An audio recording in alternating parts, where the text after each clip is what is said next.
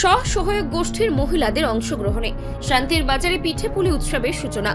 শান্তির বাজারে শুরু হলো 3 দিন ব্যাপী পিঠেপুলি উৎসব।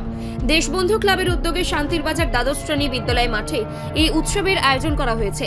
বাঙালির ঐতিহ্যবাহী পিঠেপুলির স্বাদ নতুন প্রজন্মের কাছে তুলে ধরার পাশাপাশি স্বসহায়ক গোষ্ঠীর মহিলাদের স্বনির্ভর করে তোলাই এই উৎসবের মূল লক্ষ্য। এবছর মেলায় মোট 40টি স্টল বসেছে। স্বসহায়ক গোষ্ঠীর মহিলাদের পিঠে তৈরির কাঁচামাল থেকে শুরু করে স্টল পর্যন্ত সব ধরনের সহযোগিতা বিনামূল্যে দিয়েছে দেশবন্ধু ক্লাব। উৎসবের আনুষ্ঠানিক উদ্বোধন করেন দক্ষিণ জেলা পরিষদের সভাধিপতি দীপক দত্ত। অনুষ্ঠানে উপস্থিত ছিলেন শান্তির বাজার বিধানসভা কেন্দ্রের বিধায়ক প্রমোদ রিয়াং, পুরমাতা স্বপ্না বৈদ্য, ভাইস চেয়ারম্যান সত্যব্রত সাহা, শান্তির বাজার তথ্য ও সংস্কৃতি দপ্তরের আধিকারিক অনুপম পাল, মহকুমা পুলিশ আধিকারিক বাপি দেব বর্মা সহ অন্যান্য বিশিষ্ট ব্যক্তিত্বরা। উপস্থিত অতিথিরা রাজ্য সরকারের নারী সশক্তিকরণ নীতির সঙ্গে সামঞ্জস্য রেখে দেশবন্ধু ক্লাবের ওই উদ্যোগের প্রশংসা করেন।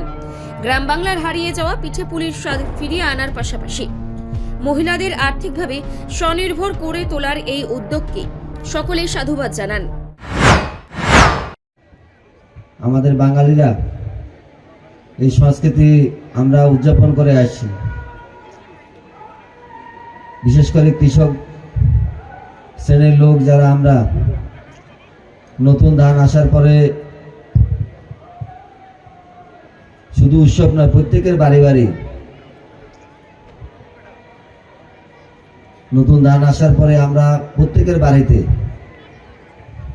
এই পিঠে আমরা তৈরি করি। এটা আমাদের অনেক পুরানো কাল থেকেই আমাদের বাঙালি সম্প্রদায়ের একটা ঐতিহ্য। গ্রামগঞ্জে এটাকে নিয়ে অনেক আগে থেকেই এই পিঠেপুলি উৎসবের সূচনা। বর্তমানে যেটা গ্রাম এলাকা ছাড়িয়ে শহর এলাকাগুলোতেও এর অনেক প্রাধান্য পেয়েছে এবং শহর এলাকাগুলোতেও হচ্ছে।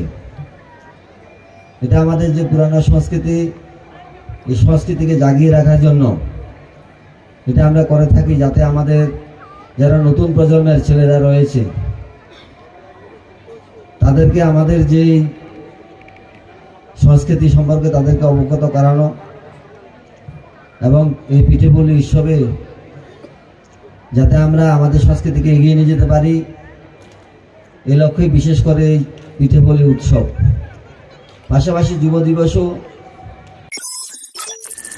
রিপোর্ট সংবাদ প্রতীক্ষা।